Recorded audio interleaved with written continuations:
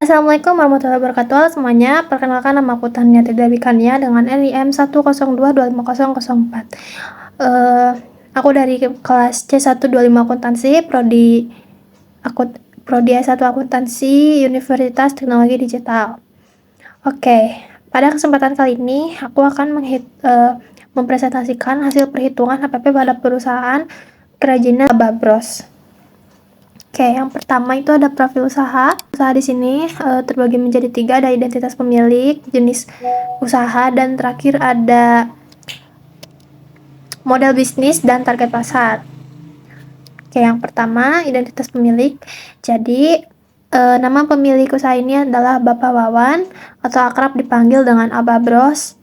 Kemudian status usahanya itu berupa pelaku usaha mikro kecil dan menengah mandiri. Lanjut, ada jenis usaha.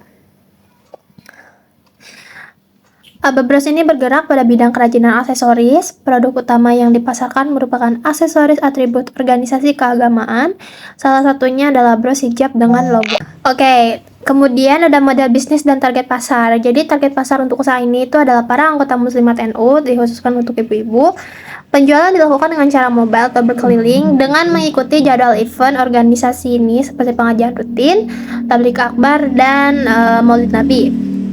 Lalu terakhir ada cakupan wilayah operasional yang dijelajahi oleh Abah Bros ini, yaitu di sekitar wilayah Jawa Barat, terutama di kota Bandung. Oke, next ada jejak usaha. Jadi Abah Bros ini sudah beroperasi sejak lebih dari 20 tahun yang lalu. Beliau ini memiliki pelanggan setia dari tokoh penting, yaitu Ibu Khofifah Indar Parawansa atau Ketua Umum PP Muslimat NU, yang selalu rutin membeli produknya pada setiap acara. Oke, sekarang kita masuk ke bagian perhitungan HPP. Jadi perhitungan HPP ini terbagi menjadi 3 tahapan, di mana kita harus menghitung biaya bahan baku, lalu ada biaya tenaga kerja langsung, dan terakhir ada biaya operasional produk. Dari biaya-biaya ini kita hitung untuk mencari HPP-nya. Baik, jadi yang pertama di sini ada biaya bahan baku. Di sini kita menghitung variable cost atau bahan baku yang digunakan dalam pembuatan kerajinan bros ini. Ada yang pertama gesper, kedua peniti, ketiga rumbe, keempat logo, dan terakhir ada lem lilin. Untuk gesper diperoleh harga belinya itu 60.000 per biji, isinya 100. Kemudian diketahuilah harga untuk biaya per biji brosnya itu sebesar 600 rupiah. Kemudian ada peniti seharga 20.000, 100 biji itu per brosnya itu seharga 200 rupiah. Kemudian ada rumbe dengan harga 50.000, isinya 100 biji. Diketahui harga per brosnya itu 500 rupiah. Kemudian ada logo, harga belinya itu 100.000 per 100 bijinya. Lalu didapatkan harga per biji atau per brosnya itu 1.000 rupiah. Next ada lem lilin 1/4 kilo, harga belinya itu 20.000 per packnya. Kemudian harga per biji brosnya itu 200 rupiah. Jadi totalan bahan baku itu di 2.500 rupiah untuk satu buah brosnya. Oke, next kita memiliki tabel biaya tenaga kerja langsung. Di sini diketahui dasar perhitungannya untuk upah tenaga kerja Bapak Wawan itu sebesar 60.000 rupiah dari 100 biji bros gitu ya. Hingga didapatkan harga per bijinya itu adalah sebesar 600 rupiah. Oke, next ada tabel biaya operasional produk. Di sini komponennya terdiri dari listrik dan transportasi sebesar 35.000 per bulan dari 500 biji bros. Kemudian kita akumulasikan sebesar 70 rupiah untuk satu brosnya.